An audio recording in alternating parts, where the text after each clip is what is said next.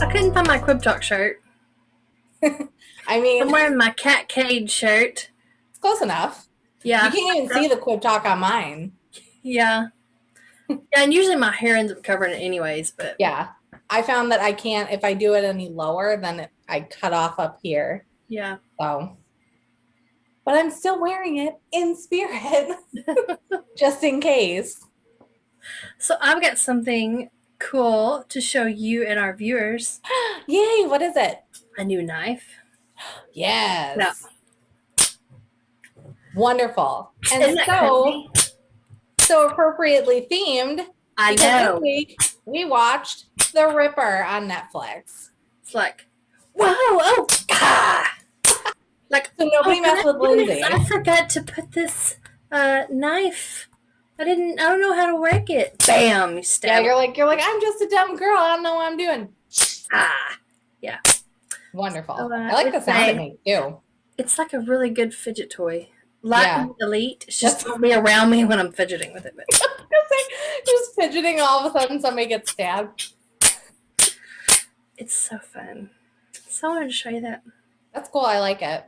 Yeah, that's cool. But unfortunately, they're not legal where you live, so you can't have one. Nothing's legal where I live. I remember when I was in high school, I had a butterfly knife, and I felt I was so cool because I'm like flipping my butterfly knife, and a cop like walked by. He goes, "That is illegal. You need to put that away before I take it from you." And I was like, "Sorry, officer." My bad. Arkansas, you're allowed to have all these knives. They don't care. They want you to kill people. Good. We're one of those stand your ground states. So that's we love everything. And then I'm trying Bumblebee's lemon pepper tuna tonight. Ooh, exciting. Exciting. Yeah. Although I watched the sea. Oh yeah, you watched Conspiracy. So now I'm just eating the lemon pepper that I'd purchased before watching that. I'll probably never purchase tuna again after watching that though. A good substitute, chickpeas. So if you it sounds gross. It's actually delicious. You take the can of chickpeas and you put them into like a pot on the stove and you let them like simmer for 10 minutes so they get soft in the like chickpea water. Put some chickpeas in there. Yeah, and then you drain it, you rinse it, and then you mash it with a potato masher, and then you just make it like you would regular tuna, and the texture is pretty good. The taste is pretty good. Like it's not tuna, but I mean, if you're not eating tuna, it is a solid substitute. Comes with spork. Who doesn't love sporks? Yeah, I love it when food comes with like a utensil to eat them with. Yeah, then I can just throw it away, and I got dishes to do. Although I did get like some edible cookie dough a few weeks ago, and it came with like this spoon, and the spoon was just utter garbage. I mean, this spork isn't the best. It kind of flexes a little bit. Yeah. I don't care for that, but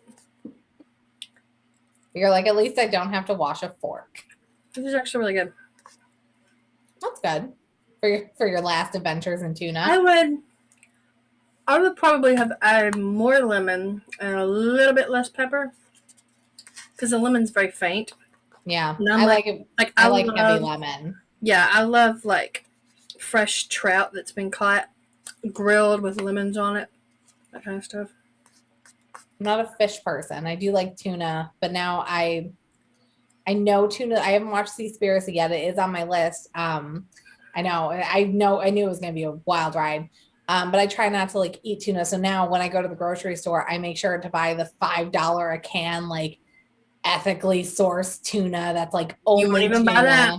I know. You won't even buy that once you. I know. Well, you know what? That's fine because I've switched over to chickpeas. so I am already prepared for how much I'm not going to be able to eat tuna. Yeah.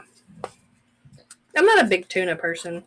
I'm not either. And they say that like even if you eat it, you're not supposed to eat it more than twice a week because of the mercury content. And I was like, oh, it's going to be like a food staple, but guess not. Yeah. The Ripper on Netflix. For anybody not familiar with the case, I'm only going to say his name once because I don't like remembering it. Peter Sutcliffe. I was typing out all of my notes and I kept forgetting what his last name was, and it feels weird to call him Peter because one of my best friends' names is Peter, and I'm just like the serial killer Peter, who might also be my best friend. So Peter Sutcliffe was a 30-year-old married man who killed 13 women and attempted to kill 7 more. He was actually caught by a fluke. He was on the loose for over 5 years, just killing women at random, and was caught by a fluke traffic stop where the cop was like, hey, you kind of look like what we think the Ripper looks like.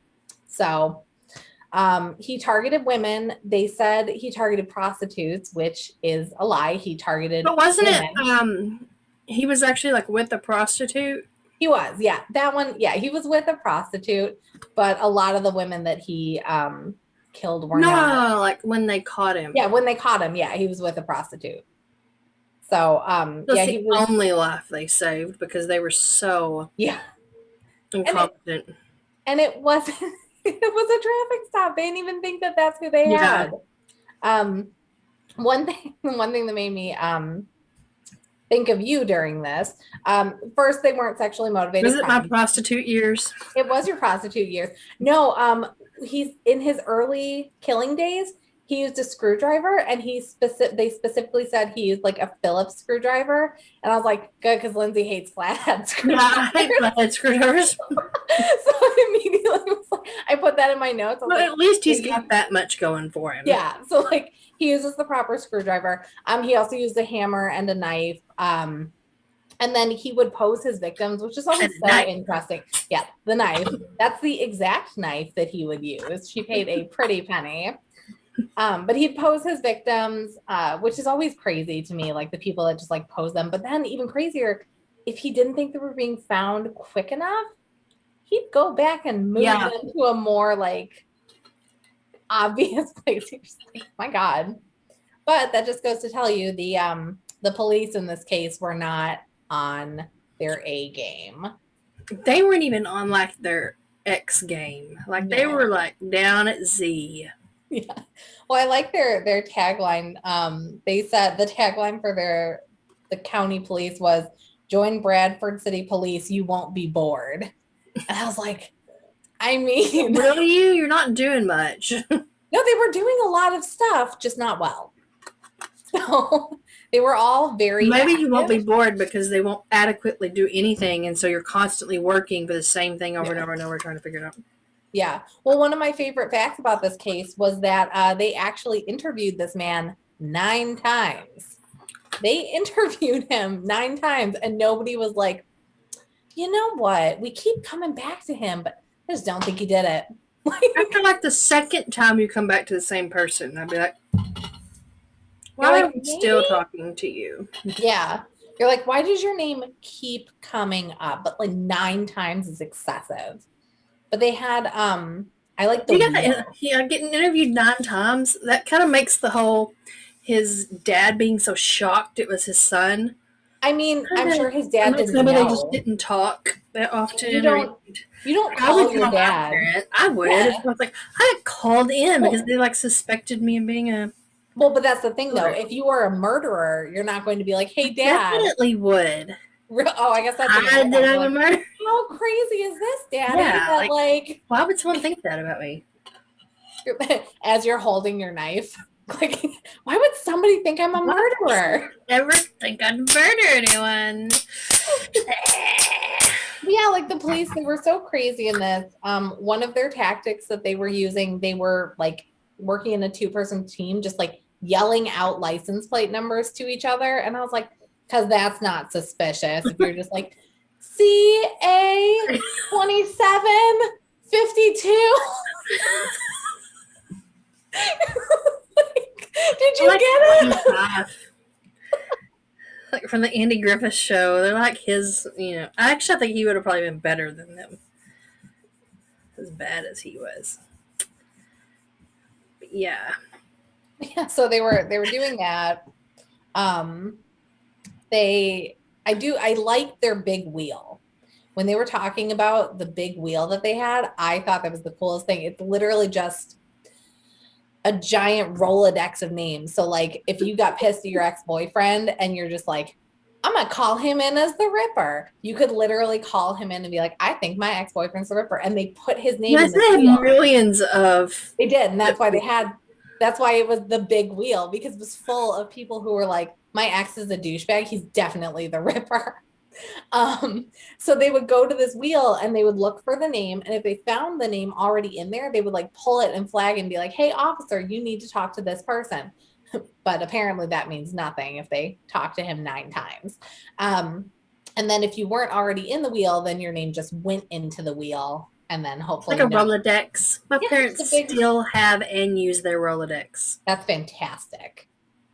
Yeah, I love that. I always think of like the people that are like, this place is closed and this place is closed and this person's dead and this person's phone number is wrong and this person, like, I guess this isn't, yeah. So, Well, they have like their bill companies and their phone numbers and stuff on them.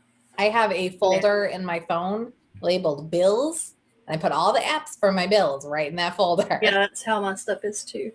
Yeah. I mean, really, the main points of this, I thought it was a really great documentary. I liked it. I liked it a whole lot better than I The did. first episode, I couldn't stay focused on it, but I was also in a pissy mood that day, so that could have been why. But the other 3 episodes, I actually watched those today. I was able to stay better focused. I still wasn't as focused as I should have been, but I did, like, I kind of know what's going on. Yeah. There was too many names. Like, I will butcher names. I will forget names. I'm trying my best. I wrote down some of them, but like, there's so many notes and I don't want to be staring at my like second screen the whole time. But yeah, the police in this case were just like so focused on him being a prostitute killer that like anybody that wasn't a prostitute, they were like, well, it's obviously not related because this man only kills prostitutes. Yeah. And you're like, really? And then how they portrayed it as the 5th victim, Jane, she was a 16-year-old girl, I believe. And when they found her body, they were like, she made it to the front page because all of these other girls, they called them fish and chip stories, which is a cute way of saying these stories are not important and they will end up as backing for fish and chips in 2 to 3 days. So these like 4 other women that were murdered by obviously the same man didn't matter because they were prostitutes and obviously deserved to die. And then this sweet little 16-year-old gets murdered and they're like, she was an innocent. She didn't deserve this. Please come. And they actually made like a plea to the murderer on TV. And they were like, we know you didn't mean to kill an innocent girl. We know this must be tearing you up inside. Come forward. He's a psychopath. He doesn't care. Like, he's like, oh my God, I killed an innocent girl. I must turn myself in. The hookers are fine. But the 16-year-old girl, that's a problem. Which is a whole other thing. Like, I'm so not against prostitution because it's your body. Yeah. If you, like, it's really not, I mean, it's different than marriage. But at the same time, like, there are many marriages, like our former president and his wife. Clearly, we know what the exchange is there. It's you're offering me favors, and I'm offering you financial stability in excess of what you're used to. You know, I mean, it's if someone wants, it's your body to do with as you please. Well, and even if you're not like doing it for money, like who knows? They could just like it. Yeah. Like, they could just be into it, and that's fine.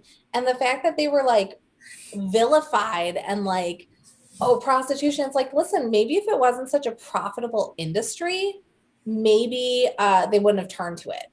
Yeah. Because the jobs weren't there. And you know what always pays? Stuff in sex work. Yeah, because that's what people want. It's the oldest profession. I mean, it's the oldest profession. I think it's one of the best professions. And like, I am so happy for all of the women who are like taking control of it and being like, this is what I want to do. And like the the people that are like, oh, strippers are, sad and they're lonely. It's like, no, do you know how much a good stripper can make in one night? They're paying for Like, law school. They're paying for like mansions, and you can't like afford to pay your rent on time. Like, don't discount sex work. They're very good business people. Yeah. Like, it's a great industry, and like, yeah, to vilify them and me regret like the one night stands I've had, or I'm like, I kind of got paid for that. That was me too. I'm like, man. And I've had that too. Like, I've had a couple people like they because I'm on Whisper, and a lot of people are like, oh yeah, everybody's pay to play, and I was like, and they'll ask, they're like, are you pay to play? And I was like, I mean, no, but also if you're willing to pay me, I'm not going to turn you down. Like, I'm not stupid. Like, I'm going to sleep with you anyways, but if you want to hand me money for it, that's fine. I'm not gonna my morals. Like with prostitution, if you go on a date with some guy and he buys your dinner and you sleep with him, what is the difference? So how is it, how can they say you can't just skip the dinner, him give you the cash and you sleep with him? Like, there's a lot of people too that think that that's the rule. Like, if they buy you one dinner, X amount of dinners, like, you have to sleep with them. And you're like, where did you, like, if you just wanted to sleep with me, like, literally just offer me money. Right.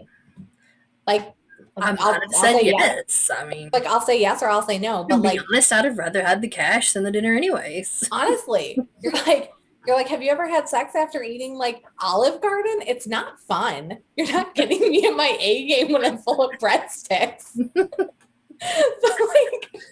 but yeah, it's one of those things where it's like, oh yeah, let me go out on 3 dates with you and you pretend that you like me, and then we sleep together, and then you just disappear and like come back like a few months later and you're like, oh, it was really fun, I want to sleep with you again. It's like, I would have rather that you just like were honest and were like, I only want to sleep with you. Like, so don't wait down.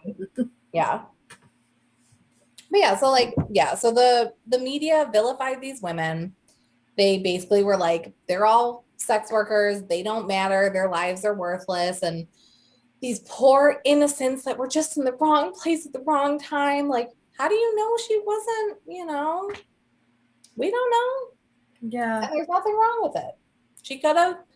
And so, yeah, so yeah, they thought that he would turn himself in. And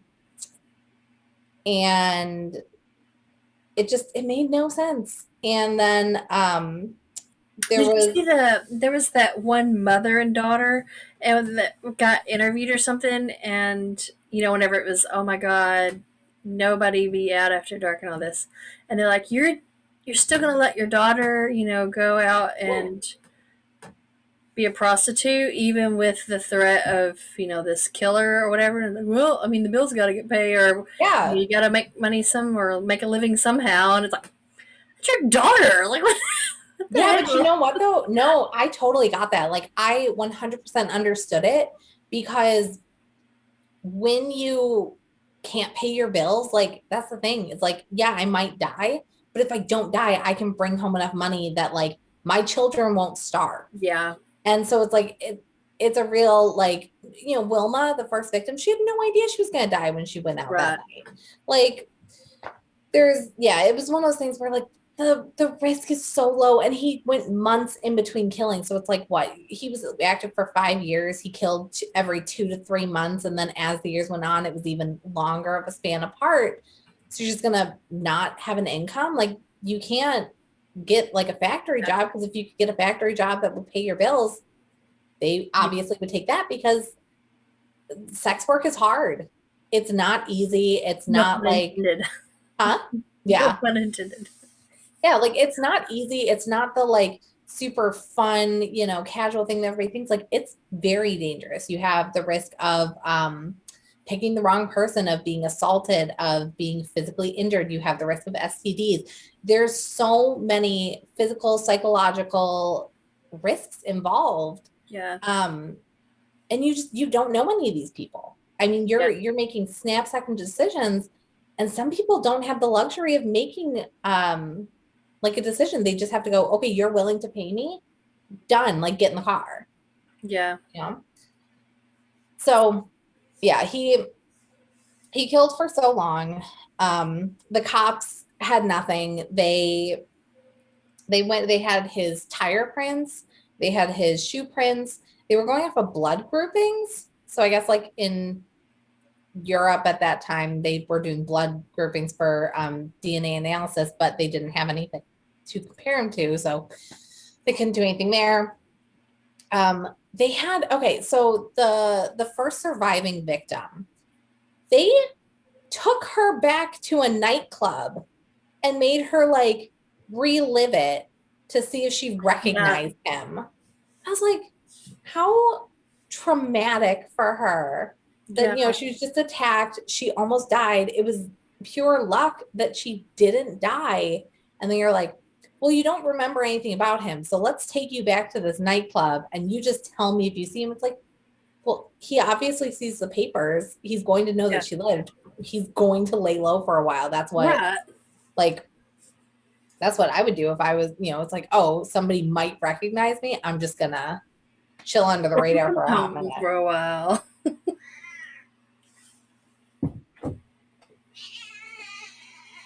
What? Puppy? Cat. Oh, cat. She's blabbing, so she's tattling on someone. I say I hear her. Yeah. What? You want to say hi, fatty? So cute. So mean. What is that?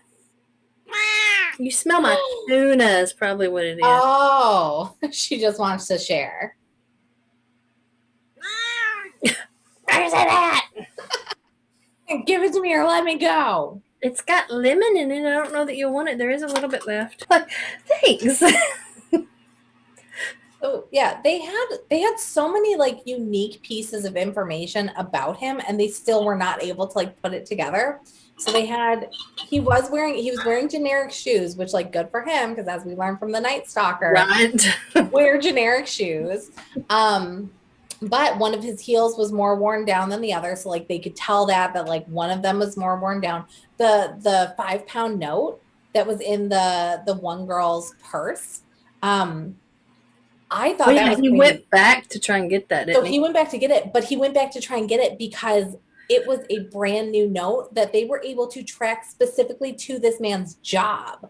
So they weren't able to track it to which person it was handed to, but they literally were able to track it to his job and be like, hey, somebody at your establishment had a 5-pound note that was found on a dead girl.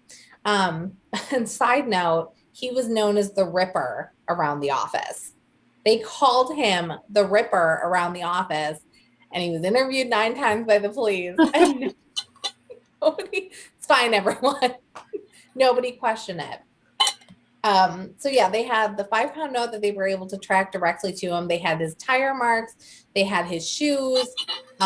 He sent letters to the police. And they sent a video or a phone call too. And this phone call was like, oh, I'm just chatting. Just wanted to check in. Just wanted to tell you about my murders. Like, you know, you guys still haven't caught me. And then I think he was escalating. I think at that point he was like tired of all of it. And he was like, please, for the love of God, just catch me. Like, because he started getting more public. He was killing more high profile people. He went into a very affluent neighborhood and he killed somebody. He killed somebody on a psychiatric hospital grounds and put her like right where floodlights were shining on her. So like, to me, that's like, he was cocky, but he also wanted to get caught. But you can't, you know, the police are like, just come for it. No, catch me. I'm not going to admit it. Why would I go in and admit that I did this? But like, you were doing your job. A game of cat and mouse. Yeah. Come find me. Yeah. So, and I feel like he made it so easy. And the one detective who like was like, this is definitely him. He said that he, when interviewed him, he asked him like, oh, do you frequent prostitutes? And he was like, oh no, I'm newly married. Why would I need to frequent prostitutes? But like the part that they don't say is that he didn't have sex with any of them. Yeah. He did, you know, kill them, but never once did he have sex with them. So like, maybe it's not prostitutes. And then he said that you know, this guy was in multiple areas at the same time. And he's like, oh, why were you in this place at this time? We saw your car. And he's like, oh, I was dropping my parents off. We had a party. And it's like, he was still in there. And he, you know, it didn't match up. And then he looked like him too. And the guy like turned in his report and he's like, so I really think this is him. He looks like the photo. He has shoes that kind of match what it would be. He was at all of the scenes of the crimes, and the lead detective goes, "Well, he doesn't have the right accent, so throw that in the garbage."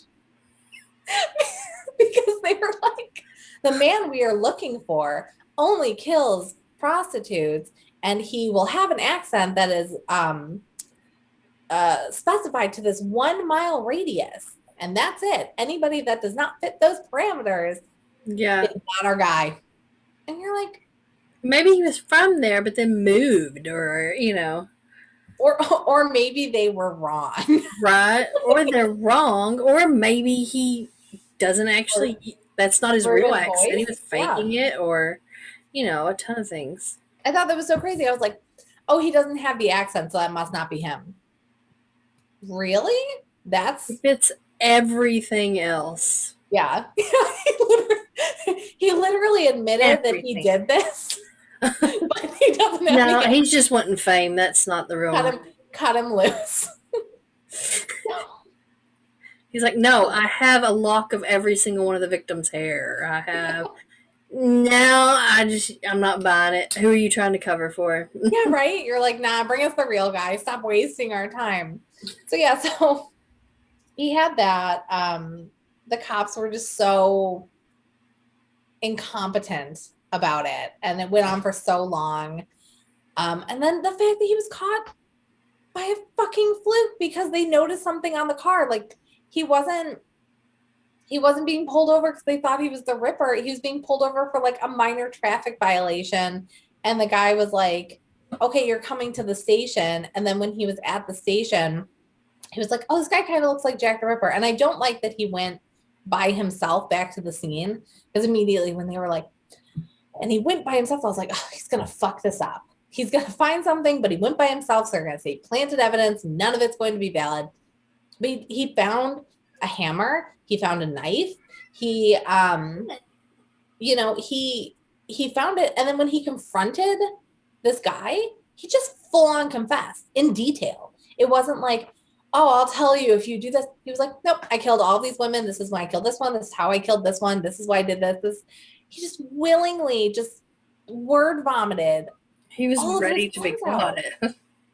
And it was just off the fluke of traffic violation. And the police were celebrating and doing a victory tour. And they were like, we caught him. We're so great. We did a great job. And you're like, I don't think that's how it went down. I mean, we're glad he's caught, but. Can you hear her purring? I can. She's been so loving today. I think it's, I don't know why. I guess it's because dying. Well, Monday the dog wasn't here, so maybe she's still just like that. That's how every time that my cats are like super affectionate towards me, I just assume I'm dying. Yeah. Like it's the cats that go into the nursing home and lay on the people's bed. That's what I anticipate every single time. So yeah, so he was caught, freely admitted to all of his things. And before that too, she hugged me. She was like, she like laid her head up against mine. Sweet. Sorry. No, you're fine. Yeah, so he admitted to his crimes. He was caught. He went on trial. He said he wasn't guilty of murder, but he was guilty of like manslaughter with like something conditions. And the jury was like, dude, no, like you killed all of these people. Like, so they sent him to jail for 30 years. But he said that what spurred all of this was when he was a teenager and he was a grave digger. He was chilling out in a grave that he dug, and he heard the voice of God, and he heard the gravestones telling him to kill prostitutes. Oh my Lord. And then he waited, because it said that happened as a teen, and then he waited until, he was in his 30s to carry it out. But he did that, and then he also said that he was a paranoid schizophrenic.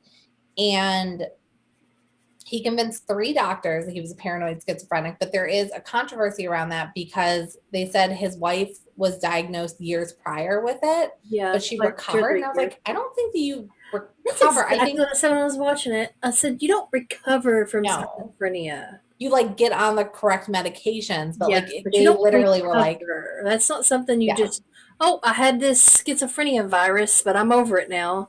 And that's how they were reporting it. They were like, she had a brief bout of schizophrenia, and you're like, a brief bout? Acid trip, maybe, but not legitimate schizophrenia. So they said, that people were like, he knows how to mimic the symptoms, and he's clearly a psychopath.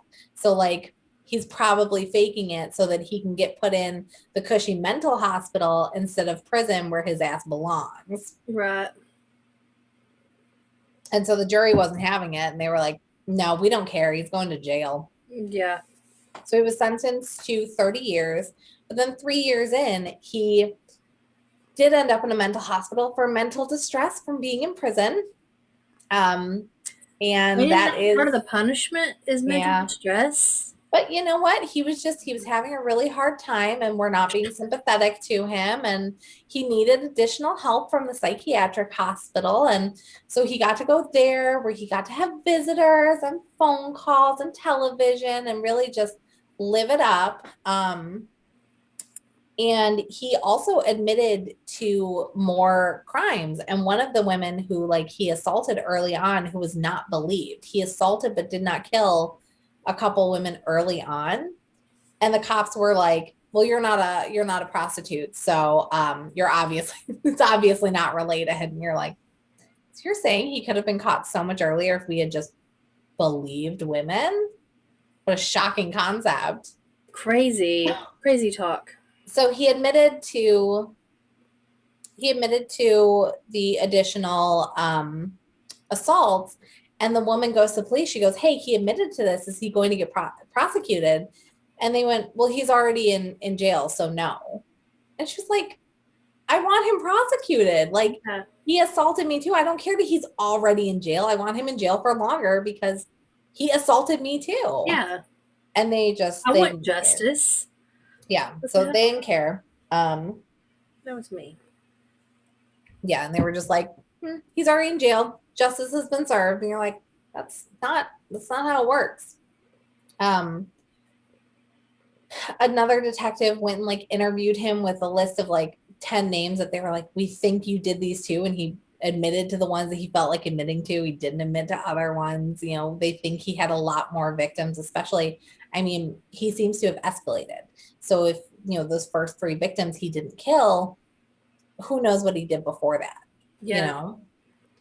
And one of the female journalists found out, and they looked into his home life, and they were like, people don't just wake up one day in their 30s and just start murdering people. And they found out that his dad beat his mom.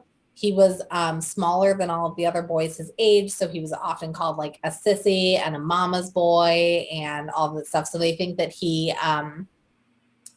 internalized it, and in an effort to be more masculine, fought everything feminine, and he didn't respect women, so he would target women. And they said it was prostitutes, but I genuinely believe he was just targeting women. Yeah.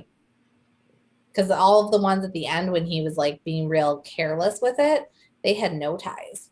And there was an FBI article that specifically said, one of them, Irene Richardson, the detective said, up until 10 days before her death, she had been an upstanding member of society, but she's definitely a prostitute, and she was definitely killed because she's a prostitute. And I'm like, so up until 10 days, everything was fine, but then she, for 10 days, she just happened to be in that area. and now she's just a prostitute and she's garbage and she doesn't deserve anything. You're like, no. And Wilma, the first woman, they portrayed her as just like a bad mom. They were like, in the police reports, they were like, she was neglectful. She didn't keep up with her house. She didn't keep up with her kids. She went out drinking. And the female reporter that like got the FBI documents, she was like, she sounds like a struggling single mother who needed help. Like, women don't just, in most cases, now we're a lot more sex positive, but back in those days, you didn't just turn to prostitution because everything in your life was going great. You turned to it because you were at your wit's end. That's the last resort. It's a quick way to get cash. So, but even the FBI documents, they were like, these women are all terrible, terrible women. They're all prostitutes. Even if they had sex with one man one time that wasn't their husband, they're a prostitute. And you're just like, get out. Get out. Just stop. There was, during the interview as well, there was a female reporter who asked a question to a police officer, and she was like, so you just said that he is, I'm going to look up what the exact quote was. Such a stupid quote. Okay, so the quote was, so you say he is a grossly abnormal man, but that he can appear in the form of a normal man. And the police officer goes, yes. So it's like, so he's just a normal dude who's killing women. He's grossly abnormal. You will notice him right away. But also, he's just a normal dude and you probably won't. He's just a normal dude. Just walking around doing normal dude stuff. Yeah. And I hated the investigation. I did too. They were you're too fat for me to keep holding. I'm sorry. I love that you're fat because you're cute, but they also said during that time that women were encouraged to follow the following rules: don't go out alone, don't get drunk and get into a taxi alone, don't be by yourself ever, only go out if you've got a man with you. And those are actually still things that we tell people today. Yeah. I mean, if there's a guy killing women, I probably would heed those warnings anyways. Like if there's a murder on the loose. I mean, there's always, they say that you're always, there's always at least 20 active serial killers in the United States. There's a whole list. Like there's always a ton of active. Oh, I'm so sorry you don't know this.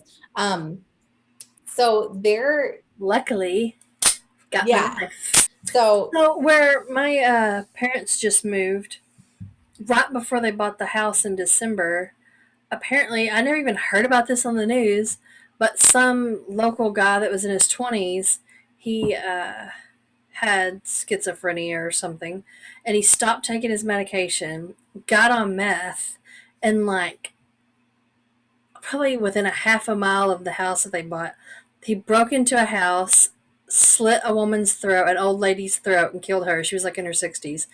Goes a couple houses down, stabs a woman to death, goes another house or two down, stabs another woman, but she lived, and then the cops got there and stopped him from making it worse. But I was like, what? Yeah, so he would be I never even heard about it. Of course, you know how I am. A spree killer, I believe. Yeah, killing spree. Yeah, so that's insane. But then, obviously he's, gets to play mental insanity for that. But yeah. Blew my mind. I was like, just right down the road? Yep. Are you kidding me? Yeah, nothing is safe. Like, we don't want to sit there and pretend like we're all safe and everything's fine. But I mean, especially the past week, I mean, it really goes to show you're not safe going to your job. You're not safe going to the grocery store. What do you mean the past week? The past week, there was it was more like 2 weeks now, but the Atlanta shooting and then the Boulder shooting like 3 days later. Did you not hear about either of those? Okay. Yeah. Yeah. I mean, the Boulder shooting, it was 10 people who were just grocery shopping. I mean, somebody walked in with a rifle and shot them. I mean, and the Atlanta one, they were people doing their job and somebody walked in and shot them. And so you want to believe that we live in like a nice place and a safe place, but I mean, you can get shot pumping gas, you can get shot at the grocery store, you can get shot at any point. I could be shot in my apartment right now from a ricochet bullet coming in. I mean, there's no level of safety, and it's super sad. And so you try not to like think about it, but I don't remember how I got on this tangent. Like all of the precautions, the fact that women aren't typically believed. The women in this, they all stood together and they did a Take Back the Night walk. And I really like that. They were literally like, we should not have to live in fear that we can't be out alone. I should be able to walk at night and not be afraid that I'm going to get murdered by a serial killer. Yeah. And it reminded me of they do something similar now, but they call it the slut walk. And it is just this like super cool movement where like you just go and like people are dressed in stereotypical slutty clothing. They'll have signs and they're just like, what I wear, it's what I want to wear. It's what I feel comfortable in. It doesn't mean that you are allowed to ogle me, touch me, assault me because I'm wearing a short skirt. Like, and these women were like, we are taking care of ourselves because obviously the police aren't going to take care of us. Yeah. And I was like, that was true. Like the women in this, like the police weren't going to take care of them, and good for them, like sticking up for themselves. The Ripper case, clusterfuck all around is where it comes down to. He was able to murder a ton of people. They alienated everybody by sitting there and just accusing everybody of being a sex worker and criminalizing and making people think that, you know, they were safe unless they were a sex worker, even though he was targeting people who weren't as well. Yeah. And then it took him so long to get him, and they interviewed him 9 times. 9 times. I can't even fathom how you could talk to the same person 9 times and just every time be like, have a wonderful day, sir. Sorry to keep bothering you. Yeah. Well, and so the chief of police, when this ended, he was vilified, and kind of like took the brunt of everybody's anger of like, you really fucked this up. Like nobody can say that you did a good job here. Yeah. So he got sued by one of the 13th victim's mother. Because she was like, if you had been better at your job, my daughter wouldn't have died, and a ton of these other women wouldn't have died. And she's absolutely right. She sued him, and he turned around and went, yeah, I don't care about this. I'm retiring. I'm going to sell my story to the media, and I'm going to go buy a house in Spain. So like, you know, and he did. He was like, fuck it. He goes, I don't need this. Like, if you're going to sit there and be like, oh, you're a shitty detective, like, okay, I'll just leave. Yeah. And he did, but like he was a shitty detective, and they really messed it up, and and it was specifically because they just went, has to be has to be somebody frequenting sex workers, and it has to be somebody with this very specific accent. Like, that is so annoying. Yeah. And I get that to a point, you know, I can get where you're like, let's go with this. But at some point, you have to like broaden it and be like, hey, maybe it's not this. Maybe we were wrong, but they stuck to it for years. He was active for more than 5 years, and there was even like a 2-year gap. And they were like, well, what happened during these years? Was he already incarcerated for another crime? Did he like do something else? I have a cat too now. This is my baby, who's not going to show up on camera because he's all black. Yeah, I love how cats are trying to be famous. Edie really was, man. She was like, I'm just plopping right here. I'm going to lay down. Good time right here on your chest. Yeah. Okay, well, thanks for watching. If you've watched The Ripper on Netflix, let us know. Yeah, I recommend it. I thought it was really good. Yeah, it was good. Once I paid attention, it was good. And please subscribe to our Facebook page. We would love more followers on there. Like, share, and subscribe this video as well. Tell all your friends. If you want us to watch something, tell us. We are always looking for suggestions. Yeah, we have no set schedule, so I mean, you can just tell us exactly what you want to see on the next episode, and you might see it on there. Yeah. All right, thanks everyone. Thanks. Bye. Okay. All right, that's fun.